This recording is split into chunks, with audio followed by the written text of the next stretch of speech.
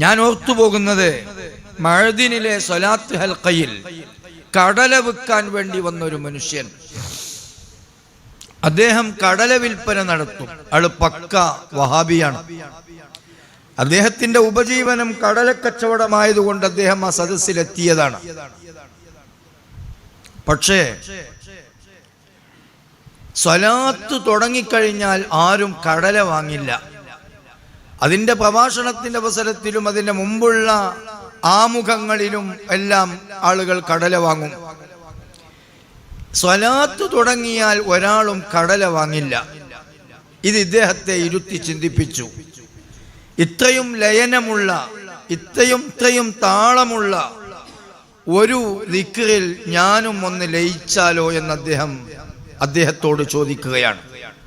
അദ്ദേഹത്തിന്റെ മനസ്സാക്ഷി കൂടെ നിൽക്കുകയാണ്.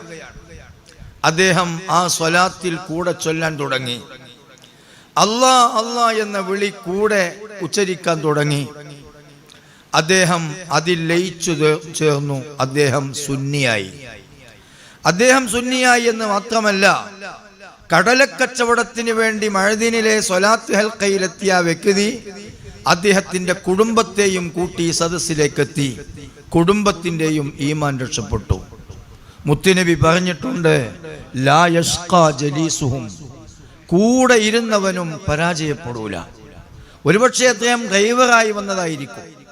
കടലക്കച്ചവടത്തിന് വേണ്ടി വന്ന വ്യക്തി മറ്റൊരു ലക്ഷ്യവുമില്ലെന്ന് മാത്രമല്ല, അദ്ദേഹം ഈ സ്വലാത്തിന്റെ, ദിക്റിന്റെ, ദുആഇന്റെ, തൗബയുടെ സദസ്സുകളെ നിരാകരിക്കുകയും അതിനെ പുച്ഛിക്കുകയും കളിയാക്കുകയും ചെയ്യുന്ന കൂട്ടത്തിൽപ്പെട്ട ആ വ്യക്തിക്ക് പടച്ചവൻ ഹിദായത്ത് കൊടുത്തെങ്കിൽ, ആ വ്യക്തിയുടെ ഹിദായത്തിന്റെ ബർക്കത്ത് കൊണ്ട് കുടുംബത്തിന് ഹിദായത്ത് കൊടുത്തെങ്കിൽ, മുത്തുനബി പറഞ്ഞ ലാ യഷ്ഖാ ജലീസുഹും എന്ന വാക്കിന്റെ കട്ടിയും അതിന്റെ ഘനവും അതിന്റെ വീര്യവും എത്രമാത്രമുണ്ടെന്ന് നമ്മൾക്ക് ബോധ്യമാവുകയാണ്. കൂടെ ഇരുന്നവർ പരാജയപ്പെടുകയില്ല. ഇതിന്റെയൊക്കെ വലിപ്പം മനസ്സിലാകണമെങ്കിൽ മരിച്ചു ചെല്ലണമെന്ന് ചുരുക്കം.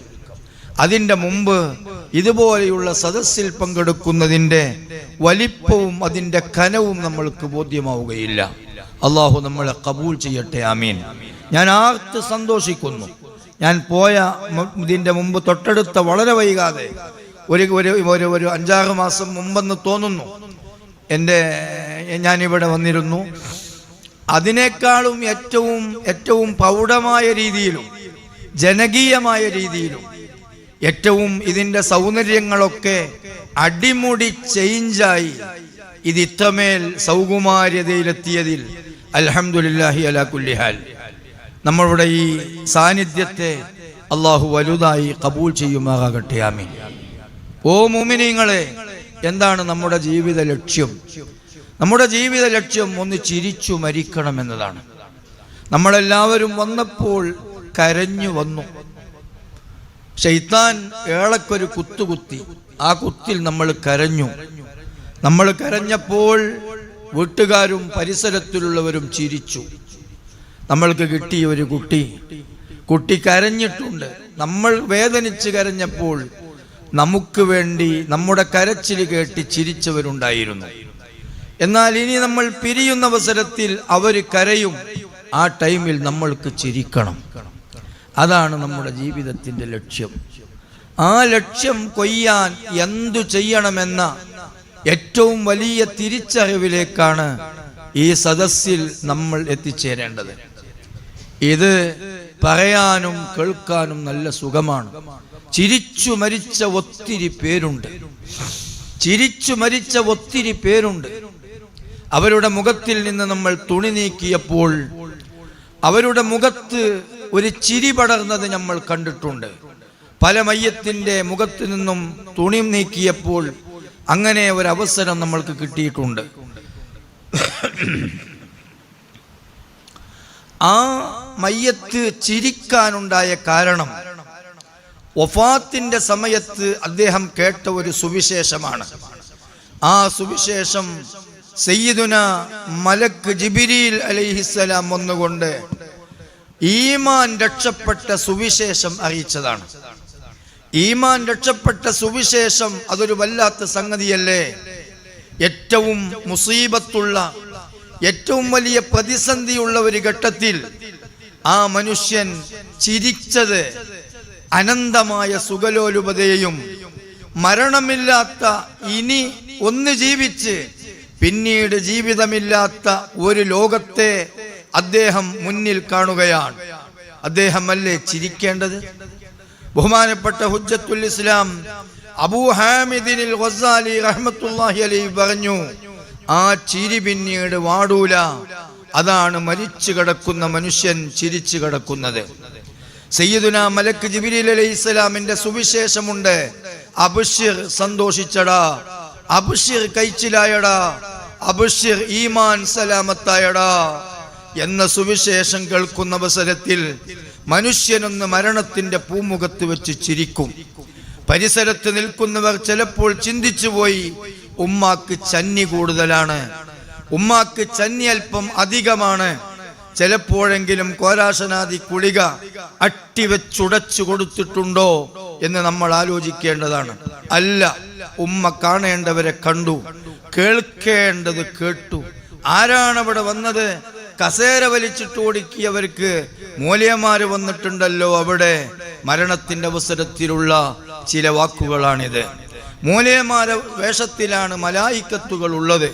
സയ്യിദുനാ മലക്ക് അസ്റായീൽ അലൈഹിസ്സലാം വരുന്നതിന്റെ മുമ്പ് ആ മരണത്തിന്റെ സജ്ജീകരണങ്ങൾ, ഒരു പ്രധാനമന്ത്രിയോ അതല്ലെങ്കിൽ ഒരു വലിയ ചീഫ് ഗസ്റ്റോ ഒരു സദസ്സിലേക്ക് വരുന്നതിന്റെ മുമ്പ് ആ സദസ്സിന്റെയും പരിസരത്തിന്റെയും സേഫ്റ്റിയും ഉറപ്പിക്കുന്നതിന് വേണ്ടി ദിവസങ്ങൾക്ക് മുമ്പേ തുടങ്ങുന്ന ഒരുക്കങ്ങളുണ്ടല്ലോ. ആ ഒരുക്കം പോലെ അസ്റായീൽ അലൈഹിസ്സലാമും പട്ടാളവും വരുന്നതിന്റെ മുമ്പ് അവരെ സ്വീകരിച്ച് ആനയിക്കാനുള്ള ഒരുക്കം സേഫ്റ്റിയാക്കുകയാണ് മറ്റുള്ള മലായിക്കത്തുകൾ. അതുകൊണ്ടാണ് മരണമാസന്നമായ ആളുകളോട് സഹോദരിമാർ ചെയ്യേണ്ട ഏറ്റവും വലിയ ഒരു കടപ്പാട്, അവരുടെ മരണമാസന്നമാകുന്ന സമയത്ത് നിസ്കരിക്കാൻ പറ്റാത്ത സമയമാണെങ്കിൽ ഒന്ന് ആ സഭയിൽ നിന്ന് മാറി നിന്ന് കൊടുക്കുക എന്നതാണ്.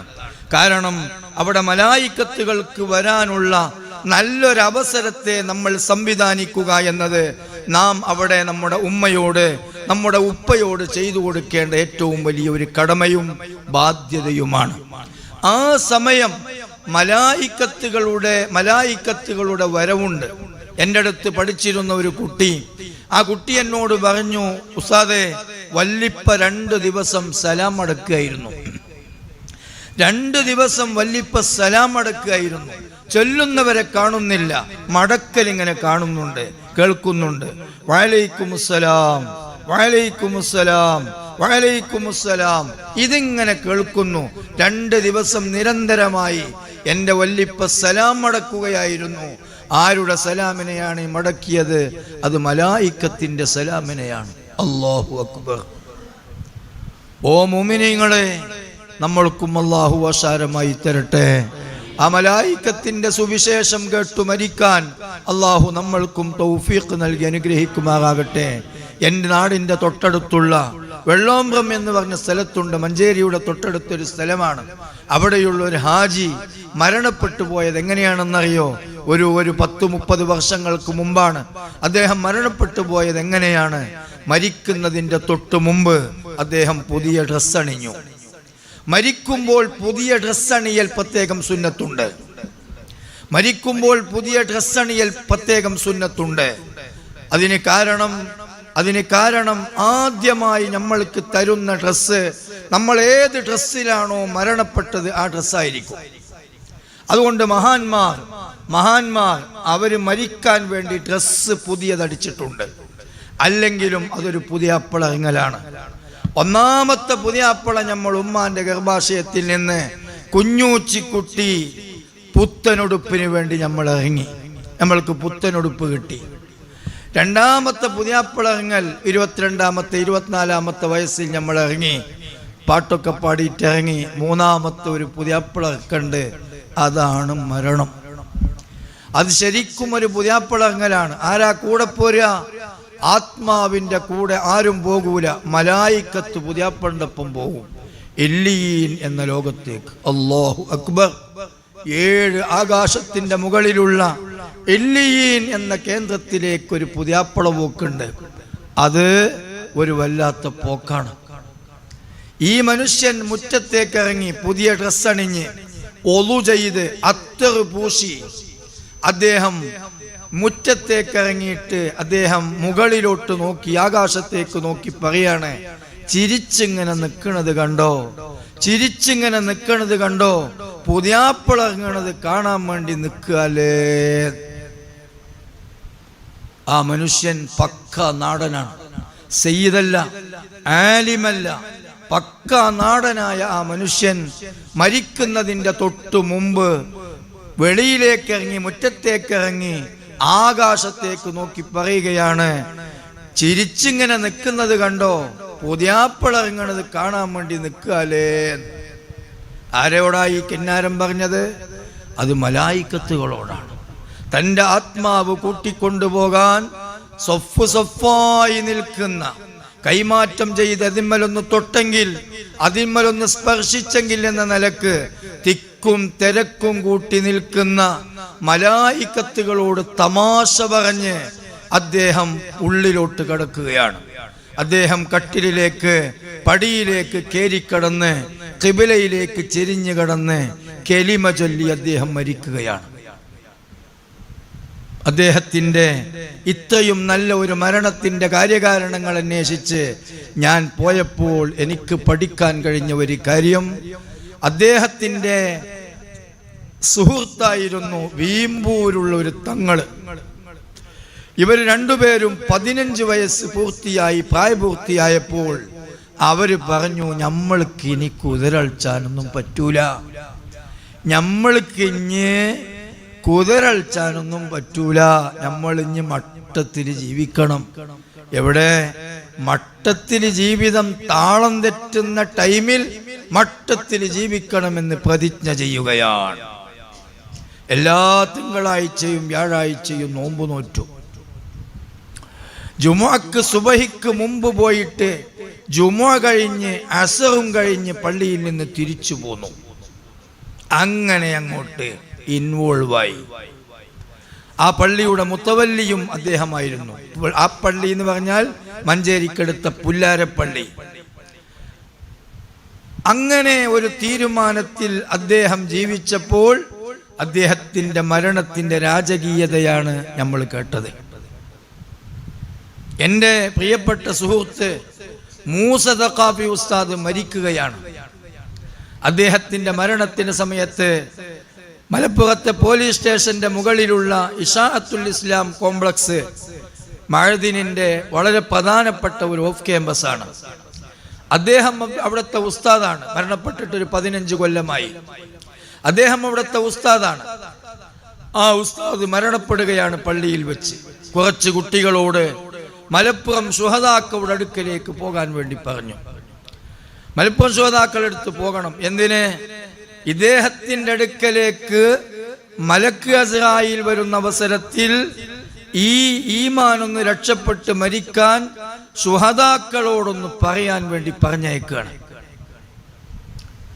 കുറച്ച് കുട്ടികളോട് റൂമിൽ വെച്ച് പറഞ്ഞു, നിങ്ങൾ ഉറക്കെ ലാ ഇലാഹ ഇല്ലല്ലാഹ് ചൊല്ലണം. മരണത്തിന്റെ ഓരോ രീതിയാണിത്. അപ്പൊ മക്കൾക്കൊക്കെ അവരെ ശിഷ്യന്മാരല്ലേ, ശിഷ്യന്മാർക്ക് ഉസ്താദുമാരുടെ ആ ഒരു രംഗം എങ്ങനെയാണ് നിർവചിക്കാൻ പറ്റുക, എങ്ങനെയാണ് അതൊന്ന് ആലോചിക്കാൻ പറ്റുക? എന്താ ഉസ്താദെ നിങ്ങൾ പറയുന്നത്? ഇവരൽപ്പം രോഷത്തോടെ ചോദിച്ചു, ചെല്ലാനാ നിങ്ങളോട് പറഞ്ഞത്? ലാ ഇലാഹ ഇല്ലല്ലാഹ് കുട്ടികൾ ഗത്യന്തരമില്ലാതെ ഉറക്കെ ചൊല്ലി. അദ്ദേഹം ഖിബിലയുടെ ഒളു എങ്ങനെയൊക്കെയോ അദ്ദേഹം അതിൻ്റെ ഇടയിൽ ഒപ്പിച്ചെടുത്ത് ഖിബിലയുടെ ഭാഗത്തേക്ക് ചെരിഞ്ഞു കടന്ന് ലാ ഇലാഹ ഇല്ലല്ലാഹ് ഒപ്പം ചൊല്ലി മരിച്ചു. അദ്ദേഹത്തിന്റെ വസ്ത്രം മാറ്റുന്ന അവസരത്തിൽ മക്കൾ പറയുന്നു, വസ്ത്രത്തിൽ സ്കലിച്ച അടയാളമുണ്ടായിരുന്നു. എന്തേ കാര്യം? അദ്ദേഹത്തിന് ആസ്വദിക്കാനുള്ള ആസ്വാദനങ്ങളും അനുഭവിക്കാനുള്ള ഹൂറുല്യങ്ങളെയും അദ്ദേഹം മരണത്തിന്റെ അവസരത്തിൽ കാണുകയാണ്. മരണം ഒരു ഹരമാണ്. മർഹബൻ ബിൽ മൗത്ത് മഹാന്മാരൊക്കെ അങ്ങനെയാണ് മരണത്തെ ഏറ്റുവാങ്ങിയത്. മംഗളം മംഗളം, മരണമേ ആഗതമാകൂ മംഗളം. കുറ്റിപ്പുറം അബ്ദുള്ള മുസ്ലിയാർ മരിക്കുന്നതിൻ്റെ മുമ്പ് ഞങ്ങളോട് പറഞ്ഞു, മരിച്ചെങ്കിലല്ലേ സ്വർഗം കിട്ടുകയുള്ളൂ, മരിച്ചെങ്കിലല്ലേ സ്വർഗം കിട്ടുകയുള്ളൂ, മരിച്ചെങ്കിലല്ലേ സ്വർഗത്തിൽ കടക്കാൻ പറ്റുകയുള്ളൂ എന്ന് പറഞ്ഞാൽ റെഡിയാണെന്ന് ചുരുക്കം. എൻ്റെ പ്രിയപ്പെട്ട മറ്റൊരു സുഹൃത്ത്, പടന്നയിലുള്ള സിദ്ദീഖ് ബാക്കവി എന്ന് പറഞ്ഞ ഒരു മനുഷ്യൻ, അദ്ദേഹം വെല്ലൂരിലെ ഞങ്ങളുടെ കൂട്ടുകാരനാണ്. അദ്ദേഹത്തിൻ്റെ ഉപ്പ മരണപ്പെടുന്നത് എങ്ങനെയാണ്? അദ്ദേഹം ഒരു കമീസ് അടിക്കാനുള്ള, ഞാനിട്ട വലിയ കുപ്പായത്തിനാണ് കമീസ് എന്ന് പറയുക. ഈ കമീസ് അടിക്കാനുള്ള ഒരു പീസ്, ഒരു ഷർട്ടിൻ്റെ പീസ്, അത് തൻ്റെ അനുജൻ്റെ മകനോ ജ്യേഷ്ഠൻ്റെ മകനോ ആരോ ടൈലറുണ്ട്, അയാളെടുത്ത് കൊണ്ടുപോയി കൊടുത്തു. അപ്പോൾ നല്ല തിരക്കുള്ള ടൈമാണ്. അപ്പോൾ ഇത് പെരുന്നാൾ കഴിഞ്ഞിട്ട് പിന്നെ അടിച്ചാൽ പോരെ, എന്നോടത് അടിക്കാനാ പറഞ്ഞത്. എന്തോ സംസാരത്തിലൊരു ബന്ധികേട് മനസ്സിലാക്കിയപ്പോൾ വളരെ പെട്ടെന്ന് അടിച്ചു കൊടുത്തു. അടിച്ച കമീസ് അദ്ദേഹം അണിഞ്ഞ്, ഒളുയെടുത്ത് അതണിഞ്ഞ്, തലപ്പാവണിഞ്ഞ് ഭാര്യയെ വിളിച്ച് പറഞ്ഞു, എന്നെ കഫൻ ചെയ്യാനുള്ള കഫൻ തുണി പെട്ടിയിലുണ്ട്, പഞ്ഞി ഇതിലുണ്ട്, പരുത്തി ഇതിലുണ്ട്, ഇതിലേക്ക് ഇതിൻ്റെ മാഉൽ വഗ്ദ് ഇതിലുണ്ട്, ഞാൻ എന്ന് പറഞ്ഞിട്ട് അദ്ദേഹം കട്ടിലേക്ക് കയറി കിടന്നു, ഖിബിലയിലേക്ക് ചെരിഞ്ഞു കിടന്നു, പുതിയ ഡ്രസ് അണിഞ്ഞുകൊണ്ട് അദ്ദേഹം മരണപ്പെട്ടു പോയി. ഇത്രയും കഥകൾ അല്ലെങ്കിൽ സംഭവങ്ങൾ, പച്ചയായ നഗ്നമായ യാഥാർത്ഥ്യങ്ങൾ. ഞാൻ പറഞ്ഞത് നമ്മുടെ ഉള്ളുണരാനാണ്. മരണത്തിൻ്റെ ഭീതിതമായ രംഗങ്ങളെ നമ്മൾ കേട്ടിട്ടുള്ളൂ. മരണത്തിൻ്റെ സന്തോഷകരമായ രംഗങ്ങളുണ്ട്. വരട്ടെ മരണം, വരട്ടെ മരണം, എനിക്ക് മരിക്കാൻ ഒരു സ്ഥലം തരോ, മരിക്കാൻ അല്പം സ്ഥലം തരോ എന്ന് ചോദിച്ച് ഓടി വന്ന ഒരു മഹാൻ, ഇതാ സ്ഥലം എന്ന് മറ്റൊരു മഹാൻ പറഞ്ഞപ്പോൾ അവിടെ നീണ്ടു നിവർന്ന് കടന്നു മരിച്ച സംഭവങ്ങൾ ഉണ്ടായിട്ടുണ്ട്.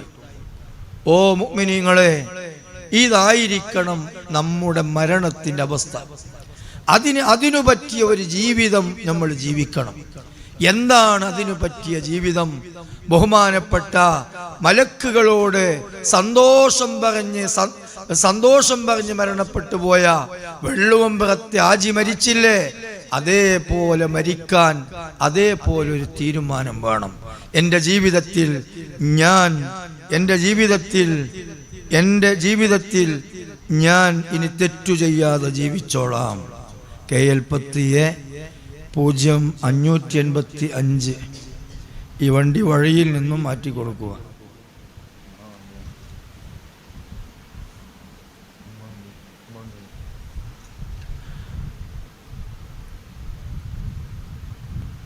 നമ്മളുടെ ജീവിതത്തിൽ ഉണ്ടാകേണ്ട തീരുമാനം അതാണ്. നമ്മൾ മുഅ്മിനായിട്ട് ജീവിക്കണം, എങ്കിൽ മുഅ്മിനായി മരിക്കാം. എന്താണ് മുഅ്മിനായ ജീവിതം എന്നതുകൊണ്ട് ലക്ഷ്യം? സഹോദരിമാര് നന്നായി കേൾക്കണം. ഈ സ്വലാത്ത് കൊണ്ട് നമ്മൾക്ക് നേടേണ്ടത് ഈമാനാണ്. ഈ സ്വലാത്ത് കൊണ്ട് നമ്മൾക്ക് കിട്ടേണ്ടത് സന്തോഷമുള്ള ഒരു മരണമാണ്. അത് നമ്മൾക്ക് കിട്ടാൻ നമ്മൾ ഈമാനോടെ ജീവിക്കണം. നമ്മുടെ ജീവിതം ഈമാനോടെയാവണം. എന്താണ് ഈമാനോടെയുള്ള ജീവിതം എന്നാൽ അതുകൊണ്ട് വിവക്ഷിക്കപ്പെടുന്നത്? നമ്മൾ അല്ലാഹുവിൽ വിശ്വസിക്കുന്നുണ്ട്, നമ്മൾ മുത്തുനബിയിൽ വിശ്വസിക്കുന്നുണ്ട്, നമ്മൾ മലായികത്തുകളിൽ വിശ്വസിക്കുന്നുണ്ട്.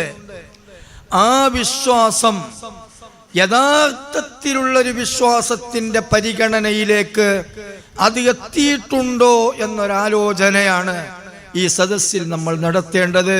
തെറ്റു ചെയ്തു പോയ പാപിയായ ചണ്ടിയായ ഞാൻ നടത്തേണ്ടത്, എൻ്റെ സഹൃദയരായ അനുവാചകർ നടത്തേണ്ടത്. നമ്മുടെ ജീവിതത്തിൽ ഇക്കാലയത്രയും നമ്മൾ ചെയ്ത ഒരു തെറ്റും, ഒരു കുറ്റവും, ഒരശ്ലീലവും, ഒരു തമാശ പോലും നമ്മുടെ ഉമ്മയോ നമ്മുടെ ഉപ്പയോ നമ്മുടെ മക്കളോ നമ്മുടെ ഭാര്യമാരോ നമ്മുടെ ഭർത്താക്കന്മാരോ കണ്ടില്ല. മൊബൈൽ ഫോണിലെ ഒരു അബദ്ധ സഞ്ചാരം, അതൊരു ശരിയായ രീതിയല്ലെന്ന ആ സഞ്ചാരം, ആ മൊബൈലിലെ ആ യൂട്യൂബിൽ റിസർച്ച് ചെയ്തുകൊണ്ടുള്ള ഒരബദ്ധ സഞ്ചാരം, അതു നമ്മൾ ആരും കാണാതെയാണ് ചെയ്തത്. എന്തുകൊണ്ടാണ് നമ്മൾ ആരെയും കാണിക്കാതായത്? അവരെയൊക്കെ നമ്മൾക്ക് വിശ്വാസമുണ്ട്. അതെൻ്റെ ഉമ്മയാണ്, ഉമ്മാക്ക് കാഴ്ചയുണ്ട്, ഇത്രയും ദൂരത്ത് നിന്ന് ഞാനത് ചെയ്താൽ എൻ്റെ ഉമ്മ കാണുമെന്ന് നമ്മൾ വിശ്വസിച്ചിട്ടുണ്ട്. അതെൻ്റെ ഉപ്പയാണ്, ആ ഉപ്പ ഞാൻ ചെയ്യുന്ന ഈ ചെയ്തി കാണുമെന്ന് നമ്മൾ വിശ്വസിച്ചിട്ടുണ്ട്. അതെൻ്റെ ജ്യേഷ്ഠൻ്റെ 3 വയസ്സായ കുട്ടിയാണ്, ആ കുട്ടിക്ക് ഇപ്പോൾ ഒട്ടും പൊട്ടും തിരിയില്ലെങ്കിലും അല്പകാലം കഴിഞ്ഞ് ഞാൻ ഈ ചെയ്തതിനെ സംബന്ധിച്ച് ചിന്തിക്കുമ്പോൾ അന്ന് ഞാൻ വഷളാകുമെന്ന് നമ്മൾ അഡ്വാൻസായി ചിന്തിച്ചിട്ടുണ്ട്. ഇതല്ലേ ശരി?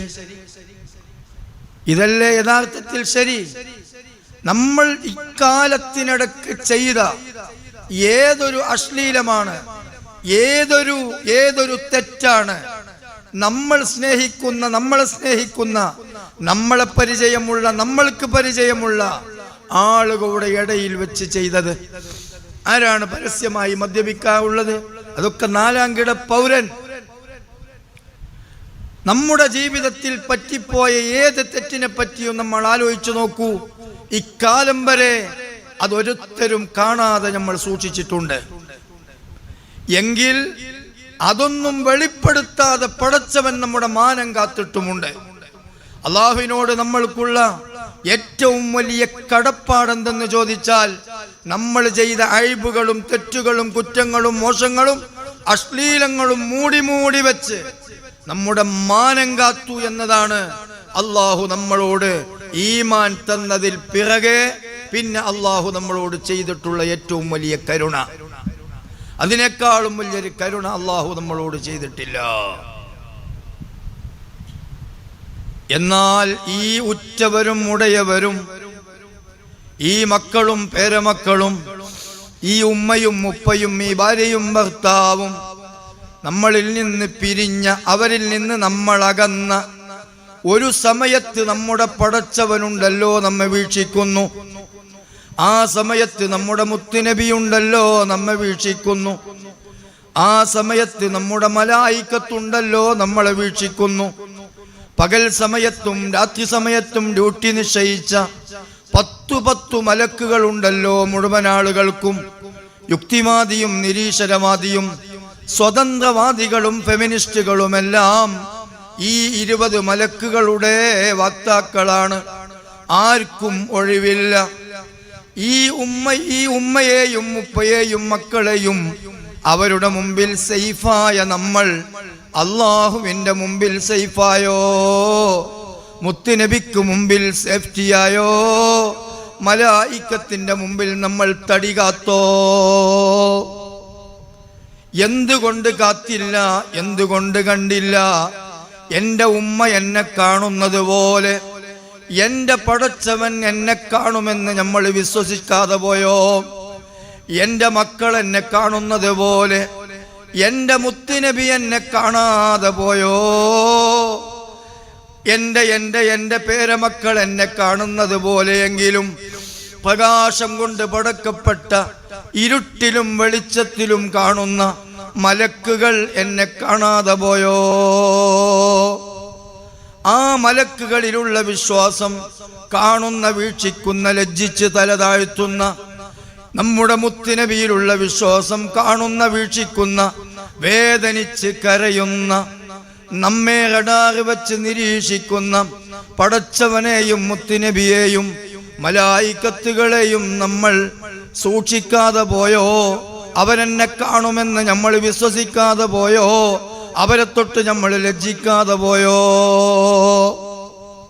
ഇന്നക്കും സതർതുമുഹാ അനിൽ അത്ഫാലിസ് സിഗാരി ഫഅൈനൽ മലിക്കുൽ ജബ്ബാർ. കഴിഞ്ഞ പെരുന്നാളിൻ്റെ ബലിപെരുന്നാളിൻ്റെ ഖുതുബയിൽ ഇതുപോലെയുള്ള ഒരു മിമ്പറിൽ വെച്ച് നമ്മൾ കേട്ട ഈരടികൾ, നമ്മൾ കേട്ട ശബ്ദങ്ങൾ, ഈണത്തിൽ ചൊല്ലിയ ഖുതുബ, നിങ്ങൾ ചെയ്ത ചണ്ടിത്തരങ്ങളെയും പോരാത്തരങ്ങളെയും നിങ്ങളുടെ പിഞ്ചു പൈതങ്ങളിൽ നിന്ന് പോലും നിങ്ങൾ ഒളിപ്പിച്ചു വെച്ചല്ലോ. രാജാതിരാജനായ മലിക്കായ വീറ്റോ പവറുള്ള രഹസ്യ പരസ്യങ്ങൾ അറിയുന്ന, ഹൃദയത്തിന്റെ സ്പന്ദനങ്ങൾ അറിയുന്ന നാടിമിടിപ്പറിയുന്ന പൾസറിയുന്ന പടച്ച തമ്പുരാനെ നിങ്ങളെവിടെ നിർത്തി? ഈ ഒരു ചോദ്യം കഴിഞ്ഞ പെരുന്നാളിന് ചോദിച്ചിട്ടുണ്ട്, അടുത്ത പെരുന്നാളിന് ഇനിയും ചോദിക്കും. അല്ലാഹു തആല തന്നെ പറയുന്നുണ്ട്, ഇബ്ന ആദം, ആദമിന്റെ മക്കളെ. ഇബ്ന് എന്നത് ആദമിലേക്കുള്ള ഇളാഫത്ത്, മുഫ്റദ് മുളാഫ് യഉമ്മു, അത് ഉമൂമിനെ ഫലം ചെയ്യിപ്പിക്കുന്നു. അതുകൊണ്ട് തന്നെ നമ്മൾക്ക് അർത്ഥം സുന്ദരമായി വെച്ചേക്കാം. ആദമിന്റെ മക്കളെ, ലാ തജ്അൽനി അഹ്വനന്നാദിരീന ഇലൈക. നിന്നിലേക്ക് നോക്കി നിൽക്കുന്ന പലരുമുണ്ടായിരുന്നല്ലോ, പലരുമുണ്ടാകുമല്ലോ. നിന്റെ ഉമ്മയും നിന്റെ ഉപ്പയും നിന്റെ മക്കളും നിന്റെ പേരമക്കളും നിന്റെ ഉറ്റവരും നിന്റെ ഉടയവരും നിന്നെ നോക്കി നിൽക്കുമ്പോ ഞാനുമുണ്ട് നിന്നെ നോക്കാനവിടെ, ഞാനുമുണ്ട് നിന്നെ നോക്കി നിൽക്കാനവിടെ. ആ കൂട്ടത്തിൽ നിന്ന് അവരെയൊക്കെ നീ പരിഗണിക്കുമ്പോ എന്നെ നീ അവഗണിക്കരുതേ, എന്നെ നീ മാറ്റി നിർത്തരുതേ, എന്നെ നീ നികൃഷ്ടമാക്കി തള്ളി മാറ്റരുതേ. ആദമിന്റെ മക്കളെ വിളിച്ചുകൊണ്ട് ജഗനിയന്താവായ അള്ളാഹുവിന്റെ ഒരു റിക്വസ്റ്റ്, ലാ തജ്അൽനി അഹ്വനന്നാദിരീന ഇലൈക. വല്ലാത്തൊരു അധ്യാപനമല്ലേ ഇത്? മരണപ്പെട്ടു ചെന്നതിനു ശേഷം ജീവിതത്തിൽ പടച്ചവനെ തൊട്ട് ലജ്ജിക്കാതെ, എൻ്റെ പടച്ചവൻ എന്നെ കാണുമെന്ന് ചിന്തിക്കാതെ, പടച്ചവനെ കാണേ തെറ്റു ചെയ്തവരോട് നാളെ ചോദിക്കുന്നുണ്ട്, ലിമ ജഅൽതനീ അഹ്വനന്നാദിരീന ഇലൈക. നിന്നിലേക്ക് നോക്കി നിൽക്കുന്ന നിന്റെ ഉമ്മയെ പരിഗണിച്ചപ്പോ, നിന്നിലേക്ക് നോക്കി നിൽക്കുന്ന നിന്റെ ഉപ്പയെ പരിഗണിച്ചപ്പോ, നിന്നിലേക്ക് നോക്കി നിൽക്കുന്ന നിന്റെ ഉറ്റവരെയും ഉടയവരെയും നീ പരിഗണിച്ചപ്പോൾ, പോകട്ടെ 3 വയസ്സായ പ്രീ സ്കൂളുകാരനായ നിന്റെ ജ്യേഷ്ഠന്റെ മക്കളെയും നിന്റെ തന്നെയും മക്കളെയും നീ പരിഗണിച്ചപ്പോൾ എന്തേ നീ എന്നെ പരിഗണിക്കാതെ പോയത്? അവർക്ക് കൊടുത്തൊരു പരിഗണനയെങ്കിലും എനിക്ക് നീ തരാതെ പോയത്? അവരെ കൂട്ടത്തിൽ വെച്ച് എന്തേ എന്നെ നീ നികൃഷ്ടനാക്കി അവഗണിച്ചു മാറ്റിയത്? ഹബീബായ മുത്തുനബി അത് തുടർന്ന് പറഞ്ഞു, ഓ മുഅ്മിനീങ്ങളെ, നമ്മൾ ഏതായാലും ഈ ഒരു സദസ്സിലെത്തി. നമ്മൾക്കിനി ഒരു തീരുമാനം ആവശ്യമുണ്ട്. ആ തീരുമാനം എന്താണ്? ഞാൻ ഇനി ഈ സെക്കൻഡ് മുതൽ മരിക്കുന്നത് വരെ മുഅ്മിനായി ജീവിച്ചോളാം. ഞാൻ കാണുന്ന പടച്ചവനിലും എന്നെ കാണുന്ന പടച്ചവനിൽ ഞാൻ വിശ്വസിച്ചോളാം. എൻ്റെ അമലുകൾ ലൈവായി കണ്ടുകൊണ്ട് അത് കണ്ട് സന്തോഷിക്കുകയും എൻ്റെ നീചവൃത്തികൾ കണ്ട് വേദനിച്ചു കരയുകയും ചെയ്യുന്ന ഒരു മുത്തുനബിയിൽ ഞാൻ വിശ്വസിച്ചോളാം.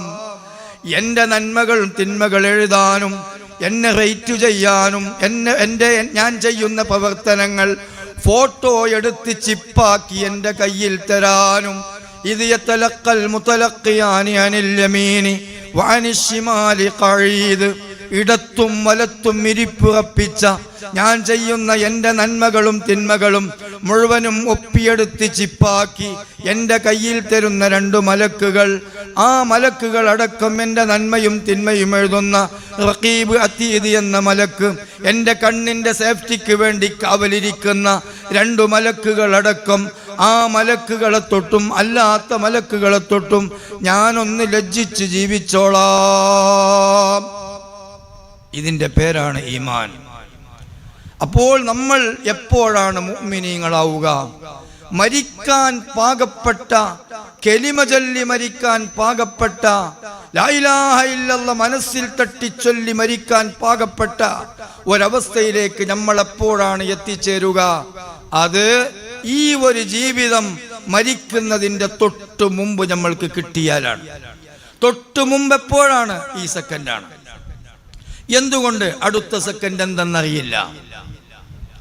പോയ കാല ജീവിതത്തിലെ തെറ്റുകളോ അല്ലാഹു മാപ്പാക്കും. നമ്മളൊന്ന് കരഞ്ഞാൽ മതി, നമ്മളൊന്ന് കണ്ണു കലക്കിയാൽ മതി, നമ്മുടെ കെഞ്ചലും നമ്മുടെ തേട്ടവും നമ്മുടെ യാചനയും അല്ലാഹ്ക്ക് വലിയ ഇഷ്ടമാണ്.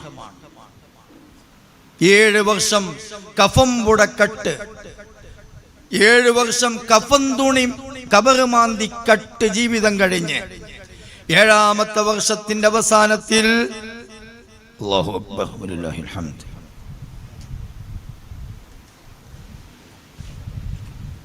7ാമത്തെ വർഷത്തിന്റെ അവസാനത്തിൽ കഫൻ തുണി മാന്തി പോന്നപ്പോൾ കണ്ടുപോയ നഗ്നമായ ഒരു പെണ്ണുമായി ഒരു മയ്യത്തുമായി അവിഹിത വീഴ്ച നടത്തി തിരിച്ചു പോന്ന വ്യക്തിക്ക് മാപ്പ് കൊടുത്ത പടച്ചവന്റെ അടിമകളാണ് നമ്മൾ. 99 ആളെ കൊന്ന് 100ാമതൊരു വ്യക്തിയെയും ഒരു പണ്ഡിതനെയും കൂടി കൊന്ന് ടാർജറ്റ് പൂർത്തീകരിച്ച വ്യക്തിക്കും പുറത്തു കൊടുത്തവരാണ് നമ്മുടെ പടച്ചവൻ. ബഹുമാനപ്പെട്ട ഹംസ റളിയല്ലാഹു അൻഹുവിന് ഷഹാദത്ത് എന്ന ടൈറ്റിൽ വാങ്ങിച്ച് ഉഹദ് രണഭൂമിയിൽ നിന്ന് ഹംസ റളിയല്ലാഹു അൻഹുവിന് ഷഹാദത്തിന്റെ ടൈറ്റിൽ വാങ്ങിച്ചു കൊടുത്ത വഹ്ശി റളിയല്ലാഹു അൻഹുവിന് സ്വഹാബി എന്ന പട്ടം നൽകി ആദരിച്ചവരാണ് നമ്മുടെ പടച്ചവൻ. ഹിന്ദ് റളിയല്ലാഹു അൻഹ എന്ന ആ പ്രിയപ്പെട്ട സഹോദരി ഹംസ റളിയല്ലാഹു അൻഹുവിന്റെ കരൾ കടിച്ചപ്പോൾ ഉള്ളിലോട്ടെത്തിയ രക്തം മജ്ജയിലും മാംസത്തിലും രക്തധമണികളിലും അത് പാസു ചെയ്തപ്പോൾ ഇനി ഹംസ റളിയല്ലാഹു അൻഹുവിന്റെ ആ രക്തത്തുള്ളി നരകമേൽക്കരുതെന്ന് തീരുമാനമുള്ള പടച്ചവൻ ഹിന്ദ് റളിയല്ലാഹു അൻഹക്കും കൊടുത്തു ഈമാനും സ്വഹാബിയത്ത് എന്ന പട്ടവും. ഞാനീടെ ഹംസ റളിയല്ലാഹു അൻഹുവിന്റെ മൗലൂദ് ഓതുമ്പോൾ അതിൽ കണ്ടു ഫഅഅതല്ലാഹു സുബ്ഹാനഹു വ തആല ലിഹംസത റളിയല്ലാഹു അൻഹു അശ്ശഹാദത ബിയദി. ഔ വല്ലതവതൻ ഹംസ റളിയല്ലാഹു അൻഹുവിന് അല്ലാഹു ഷഹാദത്ത് കൊടുത്തത് എൻ്റെ കൈകൊണ്ടാണെന്ന് ഇസ്ലാമിലേക്ക് വന്നതിന് ശേഷം വഹ്ശി റളിയല്ലാഹു അൻഹു സാഭിമാനം പറയുന്നുണ്ട്. സാഭിമാനം പറയാൻ മാത്രമുണ്ടല്ലോ. അതെ, നമ്മുടെ ചർച്ച അവിടെയല്ല. ആ വഹ്ശി റളിയല്ലാഹു അൻഹുവിന് സ്വഹാബി എന്ന പട്ടം നൽകി ആദരിച്ചു. ആ ഹിന്ദ് റളിയല്ലാഹു അൻഹയെ സ്വഹാബിയത്ത് എന്ന പട്ടം നൽകി ആദരിച്ചു. ഏതാണ് ആ പട്ടം? 7 കിലോമീറ്റർ നീളമുള്ള ഉഹദ് മല, 3.5 കിലോമീറ്റർ വീതിയുള്ള ഉഹദ് മല. ആ ഉഹദ് മലയോളം നമ്മൾ സ്വർണം ചെലവഴിച്ചു, സദഖ നൽകി. ഈ വഹ്ശി റളിയല്ലാഹു അൻഹു ചെലവഴിച്ച, ഹിന്ദ് റളിയല്ലാഹു അൻഹ ചെലവഴിച്ച ഒരു നാണയത്തുട്ടിന്, ഒരു സ്വർണത്തിന്റെ കഷ്ണത്തിന്റെ 4 അയലത്തെത്താൻ ഇത്രയും കൂടുതൽ സ്വർണം ചെലവഴിച്ച വ്യക്തിക്ക് കഴിയില്ല. ഷഫീഉനാ റസൂലുള്ളാഹി. എന്താണ് സ്വഹാബുൻ നബിയുടെ പോസ്റ്റ്? ആ സ്വഹാബുൻ നബിയാണ്. ഓ മുഅ്മിനീങ്ങളെ, വഹ്ശി റളിയല്ലാഹു അൻഹുവും ഹിന്ദ് റളിയല്ലാഹു അൻഹയും അവർക്കൊക്കെ അത് കൊടുത്തിട്ടുണ്ട്.